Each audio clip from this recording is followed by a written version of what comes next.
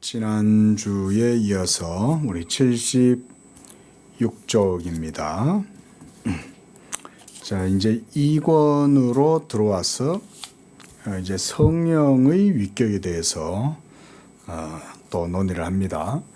기본적인 어거스틴의 논의 방식은 성부와 성자와의 관계에서 우리가 로고스를 통해서, 그러니까 제2위 성자 예수 그리스도 호로고스 베르붐, 그 말씀을 통해서 하나님의 삼위일체 한본질 되심을 받습니다. 그렇죠?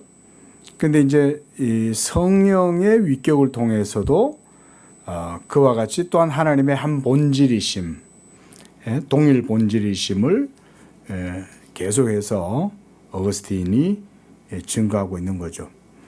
어거스틴 신학에 있어서 의라고 한다면 그가 동방교부들과는 달리 하나님의 한 본질에 포커스를 맞추고 그 하나님의 한 본질 되심을 통해서 또한 각 위격의 실체성을 본질 안에서 논의했다는 거.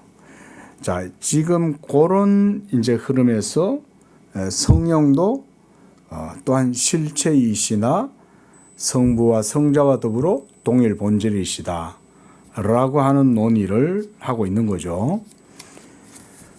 아버지와 아들 사이의 그런 위격 간의 여러 이제 표현들, 구별이 가능한 표현들이 성경 속에도 많이 있죠. 그렇죠?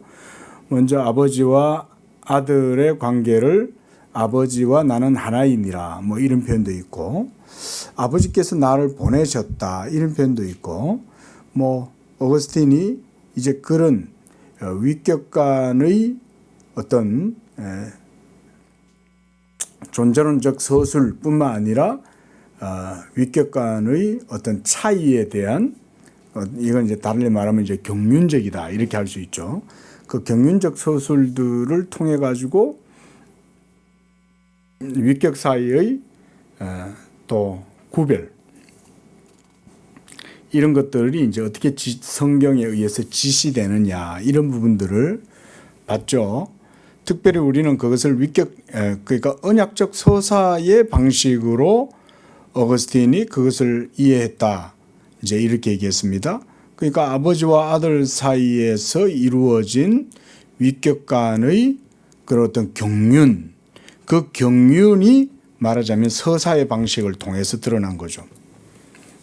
혹시 이런 얘기 이해가 되십니까?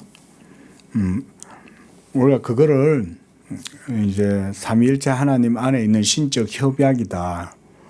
그리고 그 신적 협약은 아버지와 아들 사이에, 또 아버지와 아들과 성령 사이에 이루어진 신적 경륜, 작정 이런 것으로 창세전부터 이루어졌고, 그리고 그게 이제 역사 속에 펼쳐지고 전개되는 거죠. 이제 우리가 뭐 이런 책을 읽으면서 이런 신학적인 이제 내용들도 조금씩 이해가면서 이제 공부를 해야 되죠. 이런 게 이제 공부죠. 그렇다 따지면 보통 삼위일체 또 성부, 성자, 성령 각 위격, 뭐 실체 이러면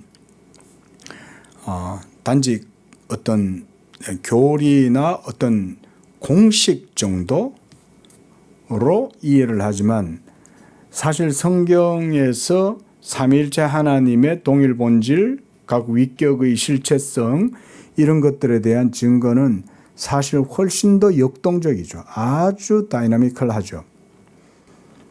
우리가 그래서 그걸 성경을 보지 않으면 단지 어떤 차가운 냉랭한 교조적인 어떤 그런 공식으로 이해할 가능성이 높아요. 하지만 성경은 성경 안에 들여다보면 성경에 증거하는 바 삼위일체 하나님에 대한 성경의 증거는 아주 역동적이죠. 그 역동성을 우리가 파악을 하면 어거스틴처럼 바로 언약적 서사가 삼위일체 존재의 안에서 존재론적 삼위일체 안에서 그런 언약적 서사들이 아주 성경 속에는 우리가 그걸 성경의 증거다 또는 언약의 증거다 또는 계시의 증거다 또는 믿음의 증거다, 구약적 표현으로 하면 율법의 증거다, 뭐 이런 표현이 있죠. 신약에도 증거라는 표현은 굉장히 신학적인 표현이에요, 원래. 여러분들 성경 읽으실 때 보면 아들이 있는 자에겐 증거가 있고 이렇게 얘기할 때 그 증거가 뭐겠어요? 그 증거는 실체를 얘기하는 거예요. 근데 보통 보면 증거가 얼마나 신학적으로 깊이 있는 개념이고 얼마나 깊이 있는 이해가 있어야 그 증거라는 개념을 명확하게 인식할 수 있는데 대부분 제가 볼 때는 거의 뭐 그거 그냥 간과해요. 어느 정도 뭐 이렇게 툭툭툭툭 얘기는 해도 가령 예를 들어서 우리가 히브리서 11장 1절에 보면 믿음은 뭐라 그래요? 바라는 것들의 증거요. 믿음은 바라는 것들의 실상이요. 보이지 않는 것들의 증거니라. 그때 그 증거와 실상이 문맥 속에서는 동등한 거죠. 그렇죠? 그러니까 실체라고 하는 것과 증거라고 하는 것이 그 히브리서 11장 1절 안에서 보면 문맥상의 의미에서 보면 동등한 거예요. 그 증거라는 개념 자체가 그만큼 사실은 아주 어떻게 보면 신학적으로 의미가 무거운 그런 단어예요. 제가 지금 하는 얘기가 뭐냐면 성경의 증거 자체가 결국은 삼위일체를 보여준다 이 말인 거예요. 우리가 그거를 이제 어거스틴의 신학적 논증 방식을 통해서 확인하고 있는 거죠. 그리고 이런 어거스틴의 성경의 인용과 성경을 통해서 삼위일체를 아주 이렇게 이제 신학적으로 개진하고 이렇게 논증을 하고 하는 이런 방식들이 점차 후대로 가면서 우리가 그 바빙크의 삼위일체론 할 때도 봤죠, 그렇죠? 바빙크도 삼위일체 하나님에 대한 얘기를 하면서 신학책을 쓰더라도 계속 성경 구절들을 뒤에다 다 인용하죠. 몇 장 몇 절에 어떻고 저떻고 계속 성경을 인용하고 있잖아요. 그게 의미하는 바가 뭐냐 이거예요. 바로 우리가 존재, 하나님 그분 자신에 대한 객관적인 이해, 인식, 또 해석까지 그것까지 나아가기 위해서는 우리의 이성으로는 안 된다. 성경에 기록된 증거를 통해서만 다다를 수 있다. 자, 제가 지금 거의 5분 동안 이런 얘기를 했는데 이제 조금 어떤 의미인지 이해되죠? 그러니까 지금 제가 이런 얘기를 왜 하냐면 성령도 그와 같은 방식으로 어거스틴이 그 동일 본질성을 계속 이제 개진하고 있는 거예요. 그거 설명하려고 그래요. 그래서 우리가 1권까지는 이거 설명하느라고 존재론적 삼위일체, 경륜적 삼위일체 그런 성경 속에 있는 언약적 서사가 바로 언약의 증거이고 그 증거들이 서사의 형식으로 삼위일체 하나님 안에 있는 위격 간의 구별을 제시했다. 이제 이런 얘기를 했잖아요. 그러니까 이제는 성령도 마찬가지인 거예요. 성령도. 이런 부분들이 저는 중요하다고 생각을 해요. 자, 한번 뭐 다이어그램까지는 아니지만 제가 한번 여기에 또 한번 정리를 한번 해볼게요. 중요해서 그래요. 네, 이것만 알아도 어떻게 보면 지금 이후에 이제 어거스틴이 삼위일체론 하면서 성부, 성자, 성령 이 위격 간의 구별뿐 아니라 그 한 본질에 대해서 동일 본질임을 계속 증거하잖아요. 근데 이게 나중에 가면 더 깊이 있게 들어가서 이제는 의미론적이고 해석학적으로 깊이 있게 들어가요. 그래서 삼위일체의 그 실체의 본질은 사랑이다. 뭐 이런 개념으로 막 들어갑니다. 그러면 우리가 일반적으로 생각했던 사랑이라는 개념이 사실은 존재론적인 삼위일체 하나님 안에 있는 본질적인 개념이라고도 이렇게 또 이해가 되고, 그것은 또한 하나님의 형상으로 지음받은 우리 인간이 바로 그런 하나님의 존재성의 반영이다. 그래서 인간도 사랑하는 존재이고 또 아는 존재이고 정신을 소유하고 있고 마음을 가지고 있고 또 알미 가능하고 인식이 가능하고 그 인식이 또 대상이 있고 뭐 이런 식으로 쭉 이 삼위일체론이 이제 깊이 들어가요. 이제 그렇게 들어가기 위해서 동일 본질이라는 개념, 콘스브스탄치아라는 이런 개념들이 어거스틴에 의해서 어떻게 전개가 되느냐를 이해하는 게 중요하다. 이거.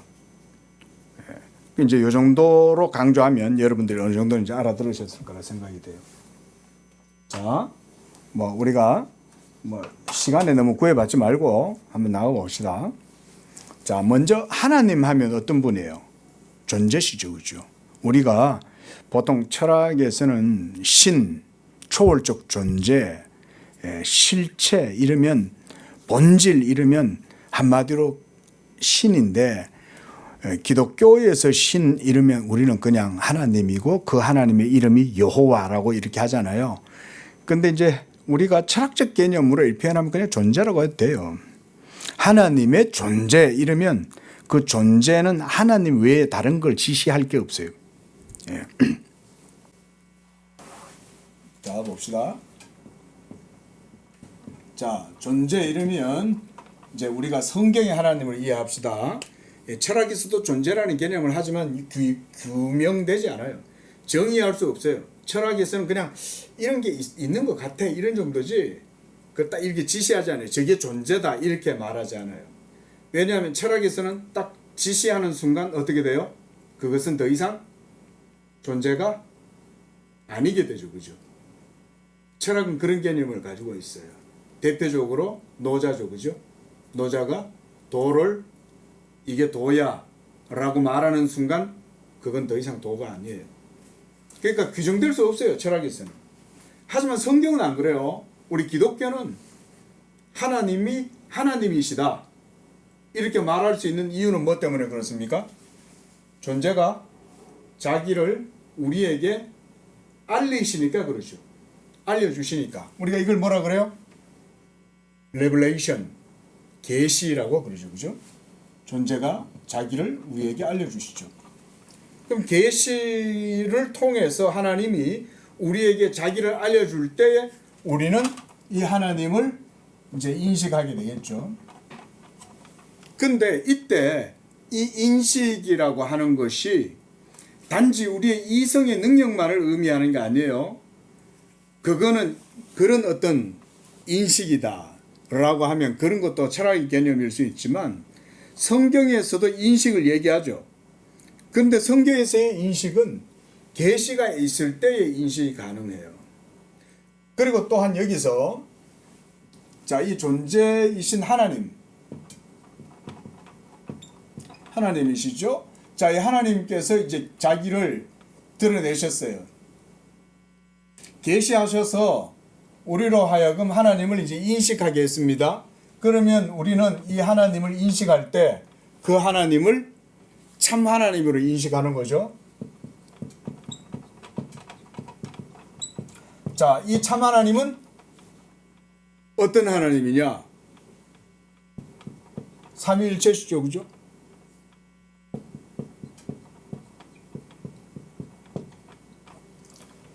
자, 이 삼위일체 하나님은 그러니까 계시를 통해서 우리가 알게 되는 거죠. 계시가 있고 인식하고 그래서 우리가 그 하나님을 이 하나님을 참 하나님이라고 이렇게 인식하고 그리고 인식하고 나니까 하나님이 성부, 성자, 성령이시더라.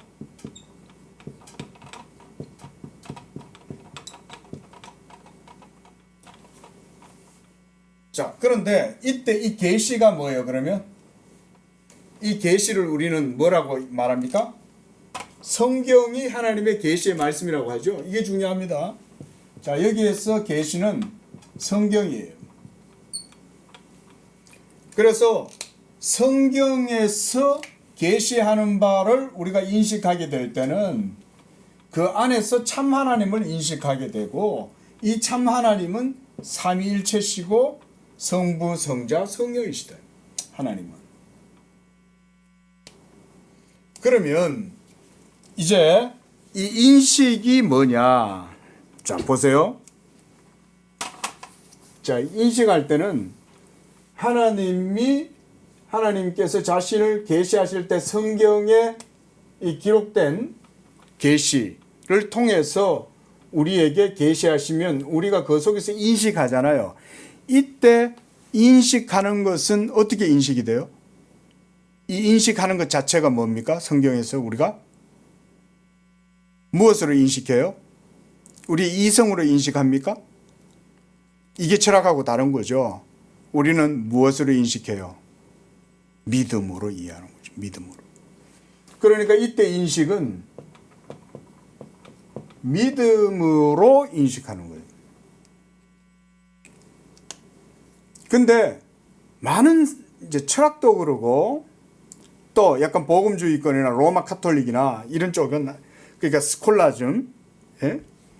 그 이런 어떤 스콜라주의적인 그런 이제 인식은 이 믿음이 인간에 의해서 생겨나는 거라고 생각하지만 그러지 않습니다.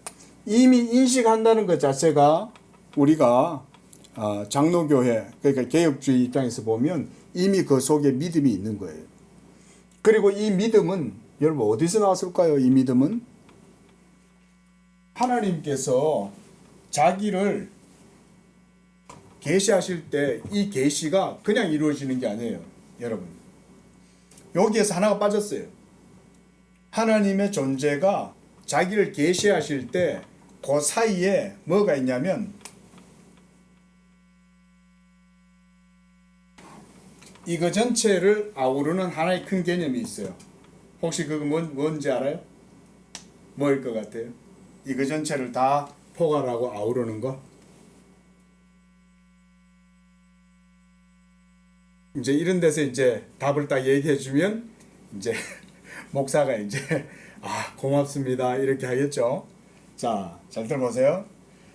하나님은 여기에 포함되진 않아요. 근데 하나님께서 자신을 알려주시고 우리는 그걸 인식하잖아요. 그 인식하면 믿음으로 우리가 받아들이죠. 받아들일 때 이 받아들임을 또 다른 말로 하면 뭐라고 얘기하냐면 이 믿음이라고 하는 것을 달리 말하면 응답이라고도 할 수 있어요. 왜냐하면 하나님이 계시했으니까. 자, 하나님이 말씀하시지 않았으면 응답이 없겠죠. 믿음도 작용할 일이 없겠죠. 그렇죠? 맞죠? 자, 우리가 메아리가 있다 칩시다. 그럼 야호 했어요. 그럼 이게 울림이 되죠.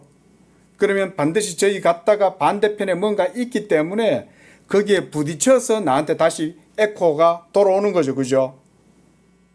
하나님께서 말씀하시면 그 말씀을 하시면 인식하는 우리가 있는 거죠.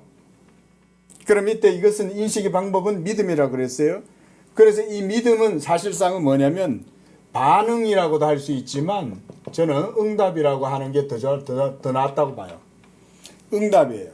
우리는 하나님께 응답할 수 있는 존재로 지음을 받았어요. 자, 근데 보세요. 자, 제가 지금 이걸 이렇게 묶었어요. 항을 이렇게 묶었는데, 자, 이거 전부 다 이 하나님 이외에 이걸 전체 다 아우르는 이걸 우리가 뭐라고 합니까? 이걸 바로 언약이라고 하는 거예요. 그러니까 우리가 이 언약이라고 하는 이 큰 베이스, 이 틀 안에서 하나님을 알고 하나님과 인격적 관계를 가지고 반응하고 응답하고 우리가 하나님을 믿고 이런 모든 일들이 이 언약 안에서 이루어지는 거예요. 하나님이 그래서 아담을 언약의 대상자로 부르시는 거예요. 아담을. 이게 이제 말하자면 기본적인 틀이 기본적으로. 근데 자, 뭐 이제 여기까지만 제가 이런 얘기는 하고요. 그런데 우리가 삼일체 하나님을 안다라고 하는 것은 성부, 성자, 성령으로 아는 건 바로 이와 같이 성경의 계시, 우리가 이거를 성경의 계시가 증거라 그랬죠, 좀 전에. 그렇죠?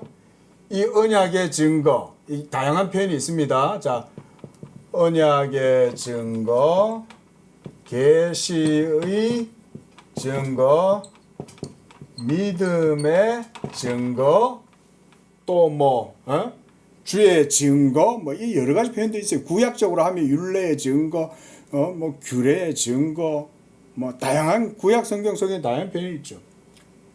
근데 기본적으로 이런 식으로 말씀의 증거라고도 할 수 있어요. 그러니까 이 증거라고 하는 이 개념은 사실상 아주 신학적으로 깊이 있는 이 의미예요, 이게. 근데 우리가 이것을 아까 말씀드렸던 히브리서 11장 1절에서는 믿음은 바라는 것들의 실체요, 실상이요, 또는 본질이요. 그 믿음 자체가 증거니라 그랬잖아요. 그때 이 믿음의 증거가 뭐예요? 이 믿음이죠. 이 믿음. 하나님이 언약 안에서 자기를 계시하시면 이 계시하신 것을 인식하게 될 때 그때 인식이 믿음으로 인식하는 것이고 이 믿음이 바로 계시하시는 하나님에 대한 존재자, 우리가 존재자고 하나님에 대한 우리의 합당한 반응이죠. 이거 창세기에서 하나님이 아담을 창조하시고 아담의 이 믿음, 반응 또는 응답 이거 보시기 위해서 어떻게 하셨어요? 많은 동물들을 아담 앞으로 이끌어 가시죠. 그래서 아담이 어떻게 이름을 짓나 보신다 그랬죠? 그렇죠? 그때 그 보시는 게 뭐냐면 이 반응을 보는 거예요. 하나님이. 뭘 보는 거예요? 요거 보는 거죠. 믿음이 아담 안에서 작동하고 있어서 아담이 그 모든 사물들이나 하나님이 창조하신 모든 속성들, 우리가 이런 걸 신학에서 사물의 속성이다 이렇게 말하거든요. 그런 사물의 본성, 사물의 특성, 사물의 본성 이런 것들을 직관적으로 아담은 파악할 수 있죠. 그때 그 파악할 수 있는 지적 능력이 어디서 나와요? 이거예요. 이성이라고 말하면 안 돼요. 성경은 물론 거기에 이성이 있지만 이성이라는 개념 자체도 믿음이라는 개념 안에 포함되어 있는 거예요. 자, 좀 이해됩니까? 예? 이렇게 이해를 해야 돼요. 그래서 아담은 믿음이 작동하는 거예요. 그게 하나님이 보는 거예요. 믿음이 잘 작동하나? 이거 보시는 거예요. 그런 다음에 작동 잘 하네. 제가 좀 작동이라고 그러니까 약간 좀 인간을 능동적인 주체가 아니고 수동적인 이제 그런 의미처럼 느껴지시겠지만 그게 아니에요. 하나님께 반응하느냐 안 하느냐를 믿음을 보시는 거예요. 자, 그런 다음에 하나님이 뭐예요? 아담과 이제 계약을 맺으시죠. 그죠? 계약을 맺으려면 상호성이라는 게 있어야 되잖아요. mutuality. 나 혼자 있어서는 일방적으로는 안 되죠. 근데 존재이신 하나님과 아담 사이에 언약이 이게 전부 다 이제 베이스가 이제 이루어져야 창조의 경륜이 시작되죠. 이게 전부 다 이게 하나님은 초월자시니까 창조자시기 때문에 이 안에 안 들어와 계시죠. 하나님은. 근데 하나님께서 언약을 통해서 자기를 드러내시는데 특별히 아담을 불러서 이 아담과의 믿음을 보신 다음 아담을 자기 형상으로 창조하고 응답하고 반응하고 그걸 보신 다음 이 아담과 최초 첫 언약을 이제 맺으시는 거죠. 그죠? 그게 바로 에덴 동산에서 이루어진 인류와 하나님 사이에 맺어진 첫 언약이에요. 우리가 아담 언약이라고도 하죠.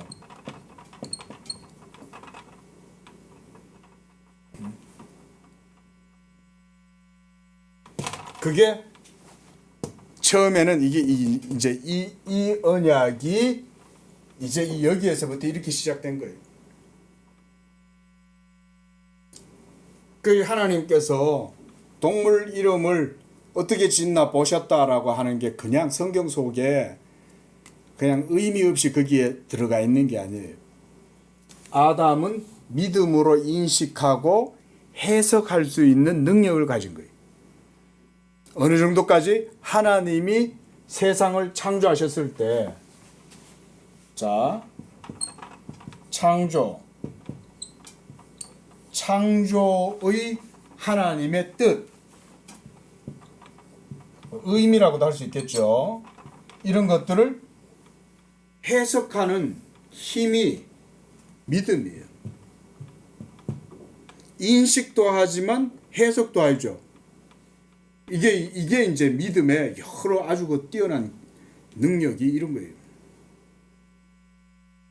그래서 아담이 이 믿음의 반응을 통해서 응답을 하고, 그렇게 할 때 하나님께서 이제 이 아담과 그때서야 비로소 이제 합법적인 매개물, 언약의 매개물입니다. 뭐예요? 에덴 동산에서 첫 언약 때 언약의 매개물은 뭐였습니까? 그렇죠. 여기에서 이제 선악과에 대한 계명이 주어지고, 선악과뿐만 아니라 생명나무 실과도 옆에 있잖아요, 그죠? 이렇게 있었죠. 자, 기본적으로 이제 이런 기본적이고 아주 필수적인 내용들이죠. 그러니까 이렇게 생각하면 믿음이 이제 이 믿음이라는 거 아주 특별한 거구나. 우리는 굉장히 믿음에 대해서 오해를 많이 하고 있죠. 지금 우리는 성경 공부를 하고 계속 하나님 말씀을 공부를 하니까 이런 이해까지 도달한 거예요. 그리고 공부 안 하면 이런 이해에 도달 못 해요. 지금까지 그래도 우리가 하나님 말씀 가지고 공부를 했기 때문에 최소한 이런 이해까지 성경 속에 있는 이런 교의들에 대한 논의들을 우리가 여기까지 이끌어내올 수 있죠. 그리고 이제 어거스틴을 통해서 우리는 바로 이런 기반 속에서 어거스틴이 지금 뭐라고 있냐, 삼위일체 하나님의 본질,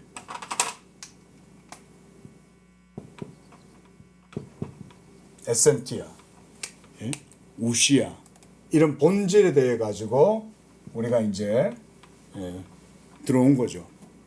근데 어거스틴은 바로 여기서 이 삼위일체 하나님의 본질, 그러니까 한 본질이죠. 그리고 성부, 성자, 성령, 위격의 실체성도 동일 본질이다. 그래서 세 위격이 있는 게 아니라, 세 실체가 있는 것이 아니라 이 삼위가 동일 본질이라. 그런 것을 어떻게 증거하냐? 바로 이 성경의 계시의 증거들을 통해서 삼위일체가 한 본질의 삼위격의 실체성을 갖고 있다는 걸 어거스틴이 언약적 서사를 통해서 증거하고 있다. 그 언약적 서사가 이거예요. 증거예요. 증거의 말씀이에요. 좀 어려울 수 있는데 우리 이렇게 계속 앞으로 볼 거니까요. 이제 나중에는 익숙해지면 그런 얘기구나 이러고 이제 이해가 될 거예요. 근데 어거스틴이 기억나십니까? 처음에 글을 쓸 때 삼위일체에 대해서 이해가 힘들거나 삼위일체의 논리를 이해 못하는 사람들에 대해서 어거스틴이 처음에 큰 소리 딱 치잖아요. 너희들 두고 봐봐. 나중에 되면 내가 왜 이렇게 얘기하고 있는지 다 알게 될 거야. 어거스틴이 처음에 아예 딱 말하자면 아예 데모스를 딱 받고 시작하죠. 그죠? 그러니까 어거스틴은 벌써 답을 다 알고 있는 거예요. 답을 다 알고서 이제 논변을 펼치는 거죠. 그리고 어거스틴의 가장 큰 권위는 성경이죠. 그리고 성경 속에는 이러한 하나님의 계시가 성경 속에는 증거의 말씀으로 주어져 있고 이 증거의 말씀 속에서 성부, 성자, 성령의 위격의 실체성과 구별이 가능해진다. 그리고 이건 성령의 위격에도 동일하게 적용된다. 자, 뭐 설명이 좀 길어졌지만 뭐 이런 이런 것 정도는 우리가 좀 이해를 하고 넘어가면 좋겠죠, 그죠? 이겁니다. 이거 오늘 요거 여러분 잘 이해해 놓으세요. 요 앞으로 제가 계속 종종 얘기할 겁니다. 이거 특히. 자, 그럼 이런 얘기 간단하게 얘기해 보면 존재께서 하나님께서 계시하시는데 처음에 이 계시는 창조를 통해서 이루어지고 그래서 우리가 창조를 일반 계시라 그러죠. 동시에 또 이 일반 계시뿐만 아니라 하나님께서 아담을 또 그 가운데 부르시죠. 언약의 존재로 부르시죠. 아담을. 그래서 아담을 창조하신 거예요. 그래서 이 아담이 언약적 존재로 하나님의 형상으로 지음을 받아서 이제 그가 생명이 되니까 인식하기 시작하죠. 뭐 우리가 담지한다 이런 말도 있잖아요. 그러면 아담이 생기가 하나님이 코에 딱 집어넣으니까 생명이 살아있는 인격체가 되었어요. 그래서 아담이 눈을 뜨자마자 대부분 믿음의 상태가 된 거예요. 서서히 믿음을 배워가는 게 아니에요. 아셨어요? 이게 성경의 입장이에요. 알이 먼저냐 닭이 먼저냐 이러면 성경은 닭이 먼저라고 얘기하죠. 철학은 어떻게 사물을 서서히 해가지고 뭐 범주가 있고 어쩌고 저쩌고 그래서 조합을 해가지고 그렇게 해서 이렇게 논리가 서고 이런 게 아니죠. 대부분 딱 우리가 통각이래요. 통각. 한마디로 딱 대부분 보면 아는 거예요. 그냥. 그렇게 알게 되는 상태가 인식하게 되는 이런 알의 상태가 바로 믿음이에요. 그걸 믿음이에요.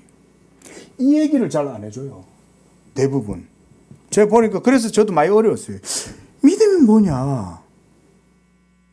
근데 성경은 그렇게 안 하죠. 성경은 하나님께서 세계를 창조하셔서 창조 계시를 드러내고 거기에서 아담을 언약의 대상자로 부르고 그 아담을 통해서 하나님이 온 만물에게 하나님의 창조의 모든 명령이 주어지고 그래서 아담은 믿음으로 응답하고 반응을 하고 그렇게 해서 하나님과의 생명의 약정이 성립되고 그 속에서 아담은 이제 하나님의 말씀을 따라서 살아가는 거죠. 명령, 첫 언약의 명령 이거죠. 이 언약의 계명을 따라서 응답하면서 믿음으로 살아가죠. 그러면 거기에서 삶과 책임이 아담에게 다 주어질 때 하나님 말씀이 그 속에 있는 거죠. 어때요? 논리적으로 뭐가 문제가 있습니까? 제가 뭐 이렇게 짧은 시간이어서 두서없이 설명한 것 같아도 제가 지금 얘기한 이런 서술의 내용이 기본적으로 다 이 언약 담론이에요. 이게 이렇게 이루어지는 거죠. 자, 뭐 말을 제가 뭐 다른 얘기한 것 같지만 결국은 이런 증거, 이 언약의 증거 속에 바로 삼일체 하나님에 대한 모든 인식과 증거가 그 속에 다 들어있다. 뭐 오늘은 제가 뭐 신학적인 내용들을 조금 표현하다 보니까 시간이 텍스트는 안 읽고 이렇게 됐는데, 자, 이제 거기 2권 5장을 한번 보십시오. 자, 성자와 성령이 파견되신다고 해서 작으신 것이 아니고 성자는 또 자기를 파견하시고 그 다음 성령의 파견에 대해서 이런 표현들도 성경 속에 많이 있죠. 자, 봅시다. 거기 7절 제일 밑에 줄 보세요. 예수께서 아버지께서 내 이름으로 보내실 성령. 그러니까 보내실 성령이면 성령은 보냄을 받았다 이 말이죠. 자, 이런 것들. 그다음 그 밑에 줄도 보면 성자께서도 가면 내가 그를 너희에게 보내리라. 그럼 또 성령은 예수님에 의해서 보냄을 받는다. 이런 표현들이 성경 속에 있다 이 말이죠.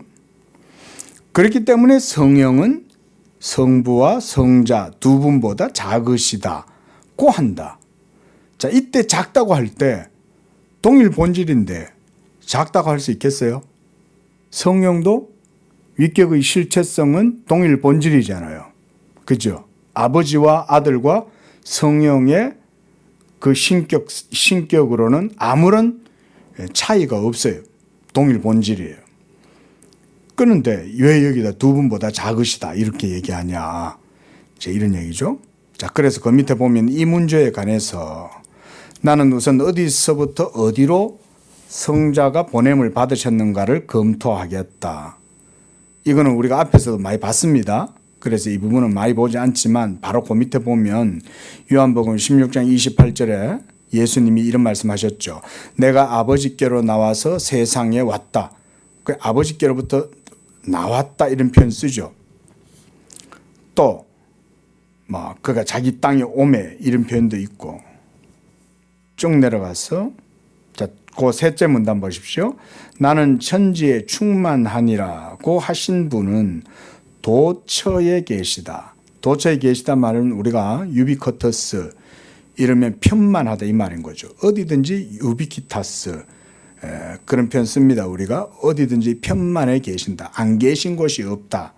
이런 말이죠. 그래서 자, 쭉 내려가서 8절 이제 가봅시다. 8절 보면 성자와 성령은 그들이 계신 곳에 파견되신 것이라면 우리는 이 파견을 어떻게 할 것인가? 자, 성령은 어느 한 곳에 계십니까? 온 우주에 충만하십니까? 성령은 온 우주에 충만하신 분이죠. 그런데도 보냄을 받았다. 이런 표현을 쓰잖아요. 그러면 어느 한 곳으로만 가셨으니까 성령은 거기만 계시냐? 또 그런 건 또 아니잖아요. 그렇죠? 이런 성경의 표현들을 그래서 어거스틴도 지금 설명을 하는 거죠. 자, 그리고 갈라디아서 4장 4절과 5절에도 보면 때가 참에 하나님이 아들을 보내사 그리고 율법 아래 나게 하셨다. 이런 것들은 다 성자가 성부보다 작다라는 걸 보여주는 그런 말씀들이죠. 그 다음 78쪽 또 셋째 줄 보면 성자가 여자에게서 나신 것이 곧 그가 파견되셨다는 충분한 증명이다. 그리고 그 밑에 줄도 보면 마리아에게서 나심으로써 이 세상에 파견되셨다. 그러면 보낸 분이 더 커요? 보내심을 받은 자가 더 커요? 당연히 보낸 분이 더 크시겠죠. 그뿐 아니라 성자는 성령 없이 파견되실 수 없었다. 자, 성자께서 마리아의 태중에 잉태되실 때 그때 누가 마리아의 태중에 예수님의 몸을 만들었어요? 성령이시죠. 그죠? 성령으로 잉태되셨잖아요. 그러면 이런 관계들도 우리가 생각해 봐야 되겠죠. 그래서 성부가 성자를 보내실 때 여자에게서 나게 하셨을 때에 확실히 성령 없이는 보내신 것이 아니었죠. 또 복음서에서 마리아가 어찌 이 일이 있으리까라고 했을 때 누가복음 1장 34절에서는 성령이 네게 임하고 지극히 높으신 이의 능력이 너를 덮으시리라. 그리고 마태복음 1장 18절에 성령으로 잉태되셨다. 이런 표현들. 자, 이런 게 전부 다 성경 속에 있는 내용들이죠. 이런 성경 속에 있는 우리가 그래서 증거의 말씀이라고도 그러고 이런 것들을 통해서 삼위일체를 계속해서 이제 이렇게 이해를 하고 삼위일체론을 제시하는 겁니다. 자, 넘어갑시다. 자, 79쪽 보면요. 첫 번째 문단 셋째 줄 성령으로 잉태된 것이 나타났다. 성령에 의해서 이루어진 거죠. 그 다음 두 번째 문단 둘째 줄 성부가 성자에게 가라, 아들에게 이 세상에 가라라고 하셨고 성자는 그 명령에 순종하셨는가 아니면 성부는 용문화 의견만 말씀하신 것인가. 또 그 다음 줄 보면 한 가지 확실한 것은 말씀으로 하셨다. 이제 요런 거 잘 주의해서 보십시오.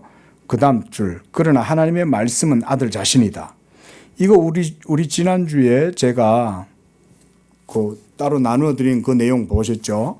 거기에도 보면 명령이 곧 아들이고 교훈이 곧 말씀이고 이런 거 봤죠. 지금 그 얘기하고 있는 거예요. 말씀론. 그래서 여기도 보십시오. 하나님의 말씀은 하나님의 아들 자신이다. 그러므로 말씀으로 성자를 보내셨다고 하므로 그 보내는 일은 성부와 그의 말씀으로 이루어졌다. 따라서 성부의 말씀은 성자 자신이므로 맞죠? 태초에 말씀이 계시니라 그 말씀이 하나님과 함께 계셨으니 그 말씀은 곧 하나님이시다 라고 했어요. 지금 그런 얘기예요. 지금 이게. 그래서 성부와 성자에 의해서 성자가 파견되셨다. 이런 게 이제 성경의 증거를 따르고 성경의 맥락을 따르지 않으면 이해될 수가 없어요. 예? 맞죠? 여러분 하나님이 하나님이다 라고 말하면 이게 성립이 되려면 어떻게 해야 돼요? 자, 하나님은 하나님이시다. 우리가 이렇게 정의를 했다 칩시다. 그러면 이 정의 하나님은 하나님이시다. 이거 성립되려면 어떻게 해야 돼요? 조금 우리가 논리적으로 철학적으로 생각해 보면 이거 쉬운 말 아니죠. 하나님은 하나님이시다. 그걸 누가 정의해요? 첫째로 하나님이 누구신지도 모르는데 우리는 어떻게 하나님이라고 정의해요? 그죠? 그러니까 이건 하나님밖에는 말을 못해요. 맞죠? 하나님 외에는 이렇게 말씀하실 수 있는 존재는 없어요. 세상에. 그 누구도 없어요. 심지어 천사조차도 그렇게 못해요. 천사도 하나님이 하나님이라는 것을 알고 하나님이시다 라고 이렇게 우리가 말하는 언설 행위 이런 거 할 수 없다 이거예요. 오로지 하나님이 하나님이다라고 말할 수 있는 건 하나님 그분 외에 없어요. 우리가 대표적으로 성경에 그런 표현이 있잖아요. 나는 나다. 여호와 하나님이 모세에게 그렇게 자기를 표현하시잖아요. I am who I am. 나는 나야. 그거는 하나님 외에는 그렇게 말을 못해요. 그 표현이죠. 그러니까 이런 이제 관계 속에서 지금 여기도 보면 바로 성부와 성자께서 성자를 보낸다. 놀라운 표현입니다. 그렇죠? 자, 그래서 그 밑에 줄도 보십시오. 자, 성부께서 시간 내에 말씀을 창조하시고 영원하신 성자가 파견되어 육신으로 시간 내에 나타나게 하셨다는 이런 불경건한 논의를 누가 품을 것인가? 그렇지 않고 하나님의 지혜 자체 안에서 태초에 하나님과 함께 있으며 하나님이었던 그 말씀, 요한복음 1장 1절 생각하시라 그랬어요. 그래서 바꿔 말하면 하나님의 지혜 자체 안에서 시간이 있기 전에, 그러니까 영원전이죠. 그래서 하나님의 지혜가 언제 육신으로 나타날 것인가가 결정된 것이 확실하다. 결정된 것. 바로 그 결정된 때가 참에 예수님이 오신 거죠. 태초에 아직 시간의 시작이 흔적도 없이 말씀이 있었고, 말씀이 하나님과 함께 있었고, 말씀이 곧 하나님이었으므로 어느 때에 말씀이 육신이 되어 우리 사이에 거하시리라는 것이 말씀 자체에서 시간과 관계없이 발언되었다. 이어서 번역을 발언되었다 이렇게 하는데 한마디로 하나님이 말씀했다 이 말인 거예요. 예? 하나님이 말씀하셨다. 우리가 이 데우스 디시트라고 하는 이런 이제 표현이 있거든요. 신학적 표현이 하나님이 말씀하셨다. 이 굉장히 중요한 하나님의 행동이에요. 행동. 우리도 말한다 이거 뭐 I tell 뭐 about 뭐 이러면 내가 말했다. 예? talk about 이러면 talk했다. 이 행위잖아요. I said, say 이러면 그 말하는 행위잖아요. 하나님도 어떤 행위를 하셨는데 그건 바로 말씀하신 행위다. God said. 하나님이 말씀하셨다. 하나님이 이르시기를. 그러면 이때 말씀하신 것이 바로 그 말씀된 예수 그리스도시다. 이런 식으로 지금 신학적으로 이렇게 표현해요. 자, 그런데 이 말씀하셨던 그 하나님이 실제로 역사 속에 결정체로 드러나신 사건이 성육신 사건인 거예요. 그래서 인성을 입으시고 역사 속에 이제 때가 참에 하나님의 이 구속의 경륜을 이루시려고 역사 속에 그리스도께서 아버지의 보내심을 받아서 오신 거죠. 그 보냄을 받으셨죠, 아들은. 그러니까 아버지보다 작으시고 아버지는 나보다 크시니라. 이런 표현들이 있다는 거죠. 자, 그런데 이런 표현들이 모두가 다 성경 속에 전부 이야기잖아요. 아버지가 보내셨고 아들은 보냄을 받았고 거기에서 나셨고 이런 게 전부 다 성경의 이런 언약적 서사를 통해서 이루어지는 증거들이죠. 그래서 그 밑에도 봅시다. 그 밑에 문단 79쪽 밑에서 다섯째 줄 신체의 눈앞에 외면적으로 이루어지는 일들은 영적인 본성의 내부 구조 안에서 시작되며 그 때문에 파견된다는 말을 쓰는 것이 합당한 것이다. 이건 조금 설명이 좀 필요한 내용이긴 하지만 간략히 말하면 원래 예수님은 하나님 안에 독생하신 분이잖아요. 우리 요한복음 한번 봅시다. 1장에. 이 표현 비슷한 게 있어요. 요한복음 1장 18절에 보면 이 표현이 딱 있어요. 자, 지금 어거스틴이 방금 표현하는 말이 이런 의미예요. 본래 하나님을 본 사람은 없으되, 원래 하나님 본 사람은 없죠. 그런데 이제 하나님을 보게 됐다는 거죠. 그가 누구라는 거예요? 예수님이라는 거죠. 그죠? 왜냐하면 예수님을 본 자는 하나님을 보기 때문에.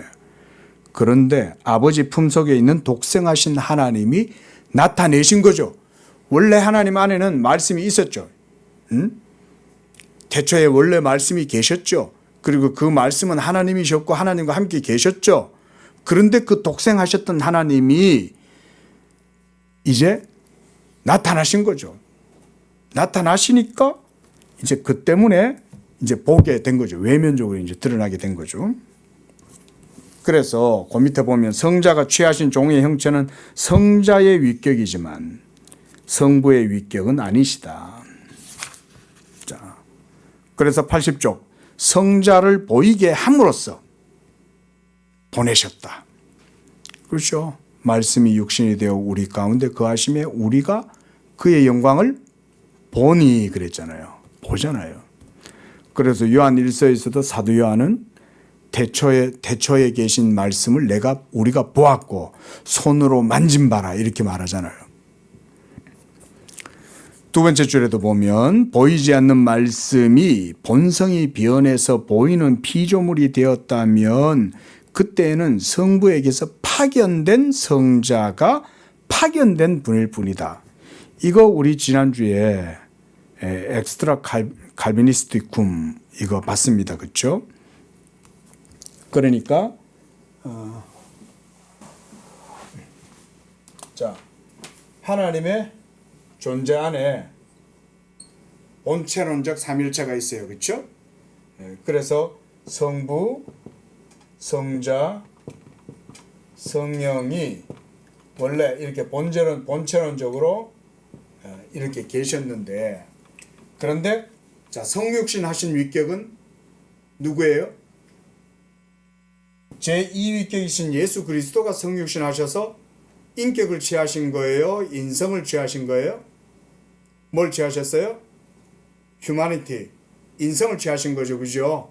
그래서 인성을 취하셨어요. 그래서 성자의 신성과 그 다음 성자의 인성이 한 인격 안에 연합되어 있죠. 두 본성이. 자, 이 두 본성이 연합되었을 때, 자, 이 인성은 성부의 것도 아니고 성자의 것도 아니라, 성령의 것도 아니라 오로지 성자만이 이 인성을 취하신 거예요. 자, 그래서 우리가 지난주에 부활 논쟁이 좀 있었습니다. 자, 그런데 예수님이 인성을 가지셨다고 할 때 2000년 전에 제자들과 함께 갈릴리로 다니면서 배도 타시고 물고기도 드시고 오병이어도 드시고 포도주도 드시고 이러면서 뭐 갈릴리 가나 혼인잔치에도 가시고 마르다가 제공해 주는 아름다운 뭐 그런 만찬도 드시고 이래 했단 말이에요. 그때는 인성이 드셨어요? 신성이 드셨어요? 위격, 인격이 드셨어요? 인격이 드신 거죠. 그죠? 인성만 있는 게 아니라 인성과 함께 신성이 연합된 상태였잖아요. 그래서 위격의 연합이라고 하는 거를 우리가 이제 총신의 이제 문병호 교수님이 기독론을 하시니까 주로 그런 걸 많이 강조해요. 위격의 연합 이런 거.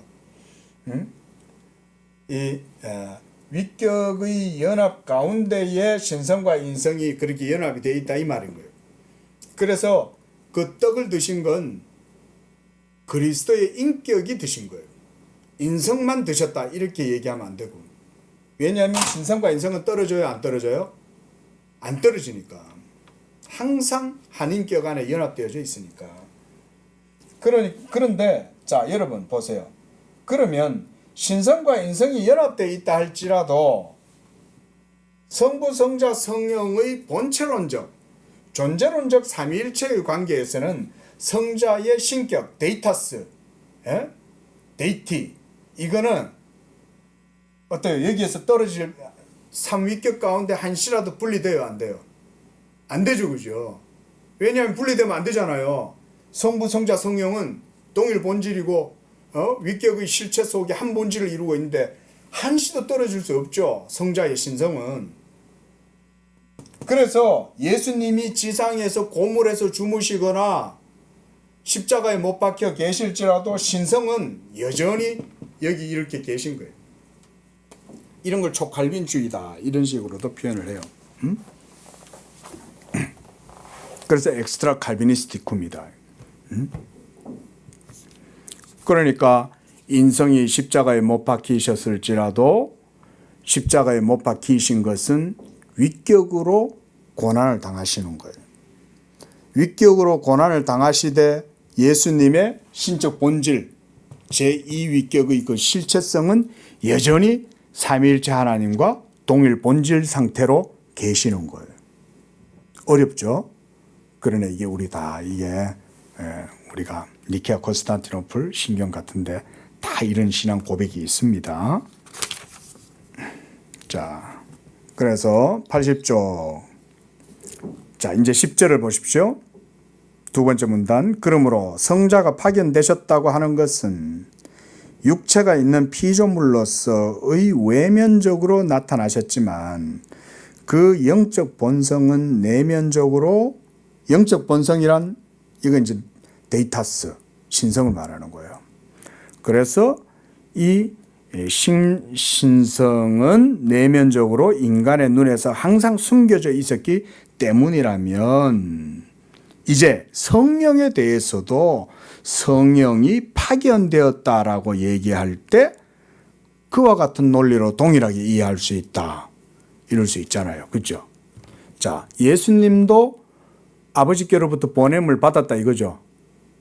그래서 보냄을 받아서 종의 형상을 취하셨을지라도 그가 위격 가운데에서 아버지는 나보다 크시니라 라고 말씀했지만 우리가 초칼빈주의의 그런 어떤 이 그리스도의 신격에 대해서 생각한다면 동시에 성령도 보냄을 받았다라고 하지만 그의 보냄 받은 것은 동일 본질보다 뭔가 더 떨어지거나 뭔가 더 상태가 더 낮은 상태였다라는 것이 아니라는 거죠. 그죠? 왜냐하면 성령이 보냄을 받으셨다 할지라도 그도 또한 아버지와 아들과 함께 콘스브스탄치아, 동일 본질이기 때문에 그렇다. 그런 얘기를 하는 거죠. 그리고 고문단 밑에서 넷째 줄, 자, 성부 성자와 함께 보이지 않고 변함없는 그 성령의 본질, 이때 본질은 신격을 얘기하는 거죠.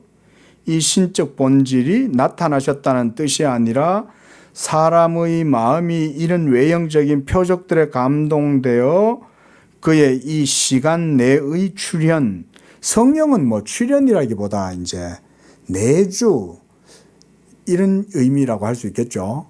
그런데 그게 이제 우리 신자 속에 성령이 들어오신 거니까, 예? 우리를 성전 삼아서 주의 하나님의 영이 우리 안에 들어오셨으니까 이런 걸 이제 시간 내의 출현이다. 저는 이렇게 이제 번역을 했다고 생각해요. 그래서 영원히 계시는 성령의 숨은 영원성으로 향하게 되었다. 이런 면에서 보면 약간 번역이 조금 제가 볼 때는 좀 문맥상, 맥락상 조금 어색한 부분이 없지 않아 있어요. 하지만 뭔 뜻인지 알겠죠, 그죠? 그러니까 성령도 신적 본질이고 실체성을 가진 하나님의 본질이시지만 이제 보내심을 받아서 성도들 속에 내주하시죠. 그 내주하심으로써 영원하신 성령의 실체가 이제 우리 속으로 들어오신 거잖아요. 자, 그런 표현. 자, 6절, 이게 6장입니다. 자, 성령이 피조물을 취하신 것은 말씀이 육신을 취하신 것과 같지 않다. 당연하지, 그건요. 자, 그래서 81쪽 첫 번째 문단 제일 밑에 다만 그가 말씀 자체였다. 이렇게 표현하고 예수님 그분 자신이 말씀이다 이거죠. 그 다음 두 번째 문단 육신 안에 있는 말씀과 육신이 된 말씀은 다르다. 즉 사람 안에 있는 말씀과 사람이 된 말씀은 다르다. 말씀이 육신이 되어 요한복음 1장 14절 그 다음 누가복음 3장 6절 모든 육체가 하나님의 구원하심을 보리라 든지 육신 또는 육체는 사람을 의미한다. 육체에는 영혼이나 마음이 없지 않으며 모든 육체는 모든 사람과 같은 뜻이다. 그러므로 성령이 나타나실 때에 취하신 피조물과 처녀 마리아에게서 취한 육신과 인간의 형체는 취하는 방법이 다르다. 지금 이게 이제 그 얘기죠. 그리스도께서 인성을 취하심과 성령께서 우리 가운데 내주하시는 거 이런 건 다른 거죠. 그죠? 무슨 말인지 이해됩니까? 그러니까 예수 그리스도의 인카르나치오, 인카나이션, 예수 그리스도의 성육신은 신성이 인성을 취하셔서 위격 안에서 위격적 연합을 이루시는 거잖아요. 근데 이제 성령이 보내심을 받아서 성도들 속에 내주하신다면 그의 내주하심은 인성을 취하시는 게 아니죠. 그냥 우리 안에 거하시는 거죠. 그런 의미로 지금 설명을 하는 거죠. 자, 그래서 그 밑에도 보면 성령은 비둘기나 바람이나 불을 훌륭하게 만들어 자신과 영원히 연합하여 자기의 위격과 한 모양이 되신 게 아니죠. 예? 성령은 우리 안에 내주하시는 거지 말하자면 성령이 육체가 되신 건 아니잖아요. 근데 육체가 되신 건 말씀의 위격이 육체가 되셨죠. 맞죠? 예? 좀 전에 설명했듯이 그렇죠? 성자만이 육체를 취하신 거예요. 그래서 성자의 신성과 인성이 위격적 연합 가운데 한 인격이 된 거예요. 자, 그런 얘기들을 하고 있는 거예요. 자, 넘어가 보겠습니다. 이건 더 이상 제가 깊이 있게 얘기를 하진 않고 다 그런 얘기다. 그래서 성경 속에 있는 예들도 지금 이제 어거스틴이 많이 또 소개를 해주고 있습니다. 보면 82쪽 그 밑에 문단 두 번째 보면 또 성경에 그 반석은 그리스도시라고 해서 그리스도를 반석이라고 부르는 것 같이 성령을 비둘기라고 부를 수는 없다. 반석은 이미 창조되어 있었고 그 작용의 성질로 그리스도를 상징했기 때문에 그리스도라고 부르는 것이다. 다 같은 얘기예요. 결국 인성을 취하신 건 성자의 위격이 취했고 성령도 보내심을 받았지만 성령이 육신을 취하신 게 아니라 내주하시는 거하고 취하시는 거하고는 다르죠. 그런 차이라고 생각하시면 되겠어요. 자, 조금만 더 볼게요. 자, 그래서 이번에는 7장입니다.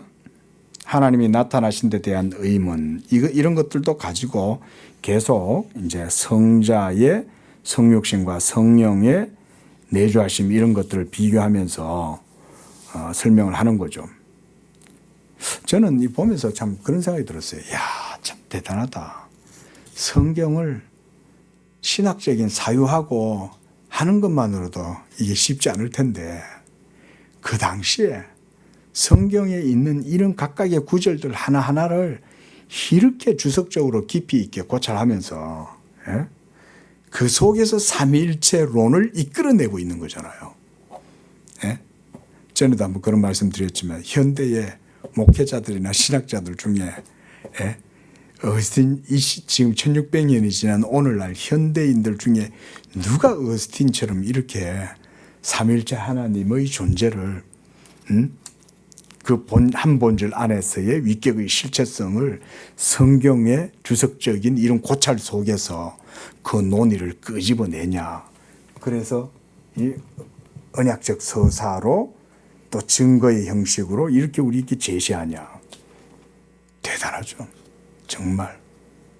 이러니까 천년이 지나도 어거스틴의 위상이 흔들림이 없는 거죠.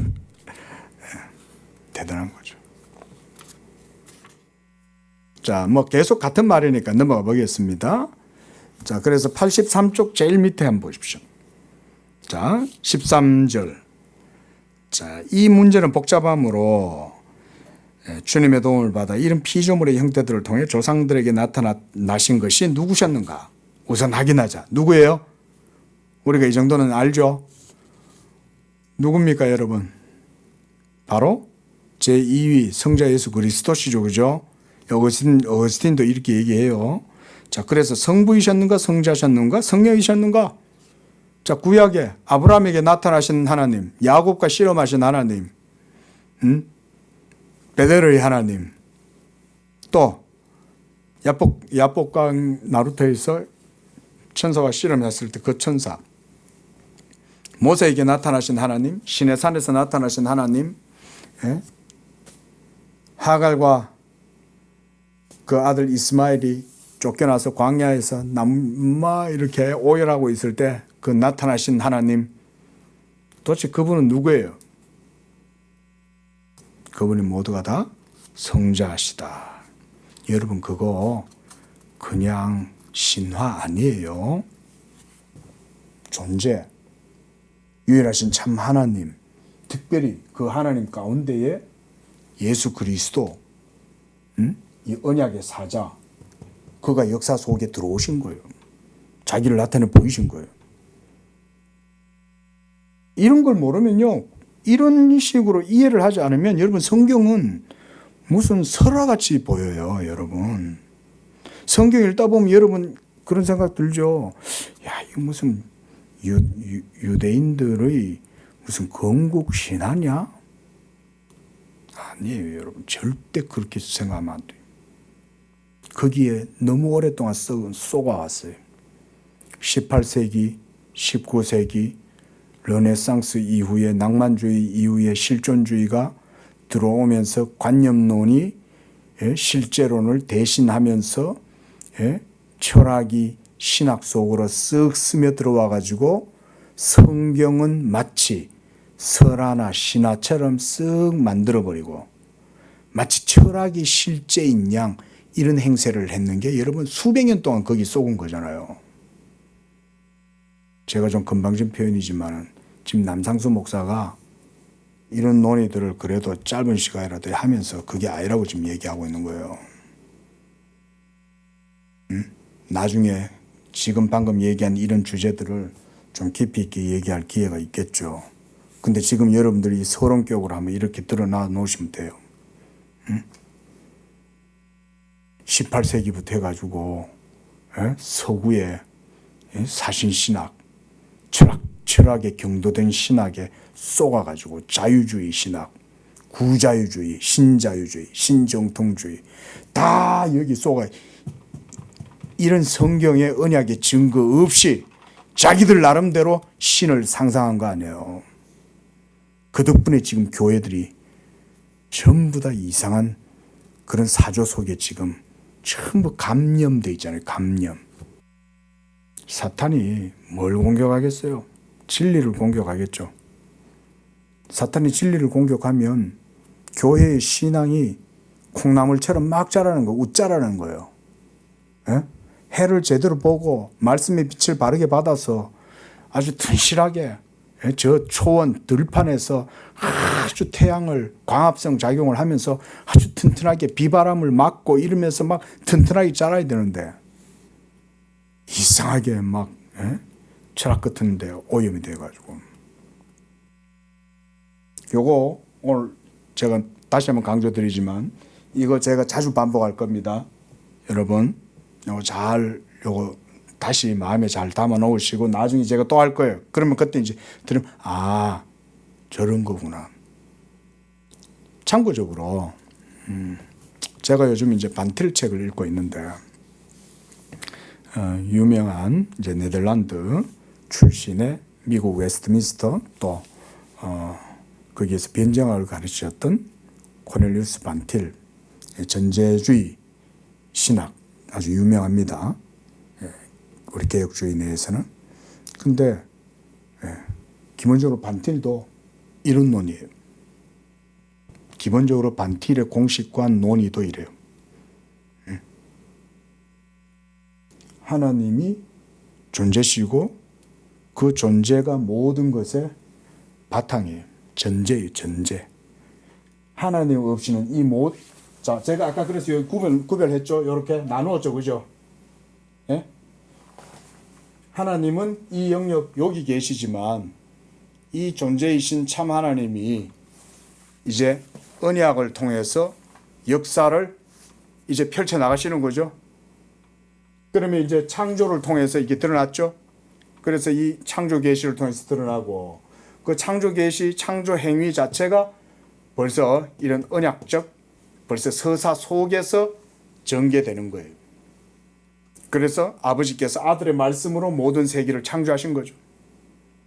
그리고 그 창조 계시 속에서 이제 하나님께서 자기를 계시하셨을 때 그 계시의 말씀을 인식할 수 있는 대상으로 아담이 언약의 대상으로 부름을 받는 거죠. 그리고 아담에게는 인식, 해석, 또 실천까지 되죠. 땅에 충만하라 그랬잖아요. 그 실천이죠. 그런 윤리적 차원뿐 아니라 실천적 모든 프락시스 문제까지도 여기에 다 달려 있는 거예요. 이거야. 그래서 이 믿음이라고 하는 걸 그래서 우리가 단순하게 생각하면 안 돼요. 믿음은 우리에게 있어서는 거의 존재론과 같아요. 우리에게 있어서. 하나님은 필요 없죠. 근데 하나님이 세계를 창조하시고 언약이 시작되었을 때부터는 이 믿음은 우리가 하나님 앞에서 존재론적인 그런 아이덴티티를 가지는 데 있어서 가장 중요한 거죠. 그래서 이 믿음으로 응답하고 인식하고 해석하고 또 그 믿음으로 삶을 살아가고 실천하고 그 모든 것 중심에 바로 선악 하나님의 계명의 말씀이 딱 서 있다. 이런 내용들이죠.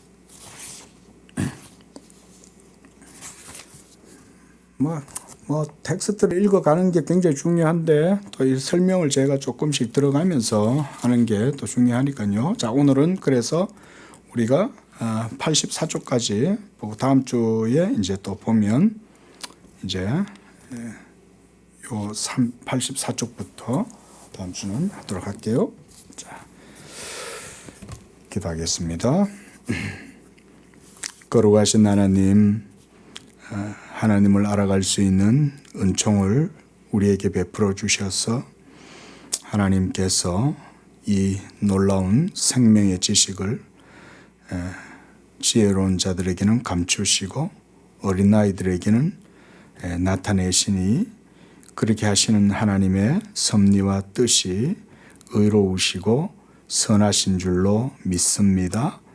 우리가 진실로 겸손하고 어린아이와 같은 온유한 심령으로 주 하나님의 말씀을 받을 때에 믿음으로 겸손하게 받고 그 믿음 가운데에서 우리가 유일하신 참 하나님, 그분을 온전하게 알아가는 그런 시간이 되도록 이 시간 인도하시고 축복하여 주시옵소서. 예수님의 이름으로 기도합니다. 아멘.